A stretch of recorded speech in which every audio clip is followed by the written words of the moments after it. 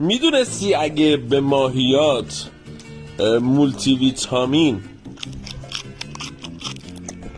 ندی ماهیات میمیرن؟ کافیه یه برگ کاهو رو 5 دقیقه توی یه لیوان آب جوش بندازی، بعد بندازی واسه ماهیات، عین هو بز میخورن. همین یه تیکه کاهو هم دستگاه گوارش ماهی تو بهبود میبخشه، هم ویتامین ب و پتاسیم و منگنز و او همه چی داره.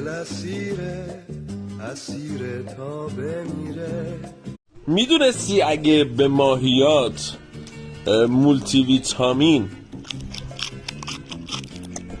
ندی ماهیات میمیرن؟ کافیه یه برگ کاهو رو 5 دقیقه توی یه لیوان آب جوش بندازی، بعد بندازی واسه ماهیات، عین هو بز میخورن. همین یه تیکه کاهو هم دستگاه گوارش ماهی تو بهبود میبخشه، هم ویتامین ب و پتاسیم و منگنز و او همه چی داره.